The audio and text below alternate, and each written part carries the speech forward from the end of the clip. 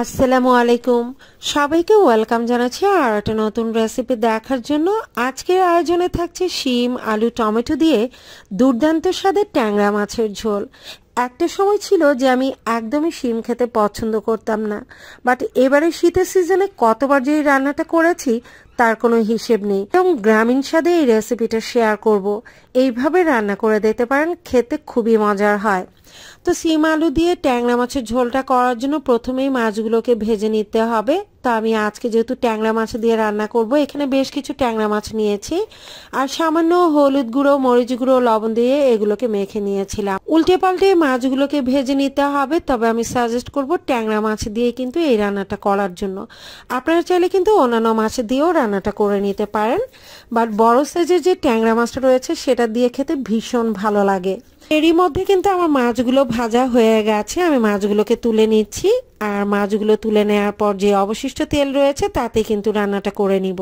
দিয়ে দিচ্ছি কুচি করে রাখা পেঁয়াজ কুচিটাকে নেড়ে চেড়ে একটু ভেজে নিচ্ছি। যখন একটু হালকা কালার চেঞ্জ হয়ে আসবে তখন আমি এতে দিয়ে দিচ্ছি ধুয়ে রাখা শিম আর আলু। আমি সিমগুলোকে এরকম আস্তই নিয়েছি, যেহেতু এটা খুব বেশি বড় সাইজের না, যার জন্য আমি এরকম আস্তই রেখেছি। আপনারা চাইলে এটাকে মাঝখান থেকে কেটে টুকরো করে নিতে পারেন। আর এই তেল আর পেঁয়াজের উপর সিম আর আলু টুকরোগুলোকে ভেজে নিতে হবে। অনেকেই হয়তো প্রশ্ন করতে পারেন কেন এটাকে ভেজে নিব, বাট এভাবে যদি ভেজে নিয়ে রান্নাটা করেন খেতে খুবই মজার হয়। আপনারা শিম আলু দিয়ে এইভাবে ভেজে রান্নাটা করে দেবেন, খেতে সত্যি অসাধারণ হয়। 3 থেকে 4 মিনিটের মতো ভেজে নিয়েছি। যখন আলু আর শিমের কালারটা চেঞ্জ হয়ে আসবে, একটু ভাজা ভাজা টাইপ হয়ে আসবে, ঠিক এই পর্যায়ে আমি এতে দিয়ে দিচ্ছি 1/2 চা চামচ পরিমাণ হলুদ গুঁড়ো, 1 চা চামচ পরিমাণ লাল মরিচের গুঁড়ো, 1/2 চা চামচ পরিমাণ ধনিয়া গুঁড়ো আর দিয়ে দিচ্ছি স্বাদ মতো লবণ। এবার খুব সামান্য পরিমাণে পানি দিয়ে নেড়ে চেড়ে এটাকে কষিয়ে নিতে হবে। মশলা দিয়ে নেওয়ার পর আরও 2 থেকে 3 মিনিট এটাকে কষিয়ে নিতে হবে।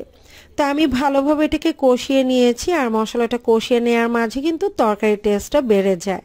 যে কোনো তরকারি রান্নায় আপনারা যদি ভালোভাবে এটাকে কষিয়ে নেন তাহলে খেতে বেশি টেস্টি হয়।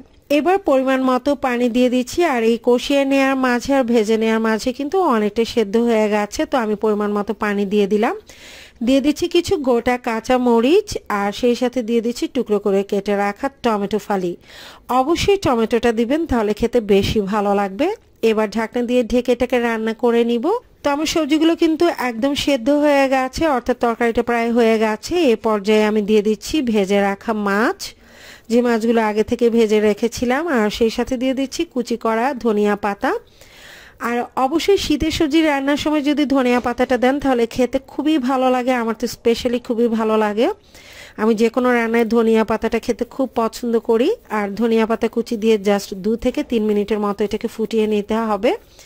তো রান্নাটা কিন্তু প্রায় হয়ে এসেছে। আর গরম ভাতের সাথে এইভাবে শিম আলু টমেটো দিয়ে ট্যাংরা মাছের ঝোলটা কিন্তু ভীষণ ভালো লাগে। আপনারা একবার হলো ট্যাংরা মাছ দিয়ে এটা ট্রাই করতে পারেন।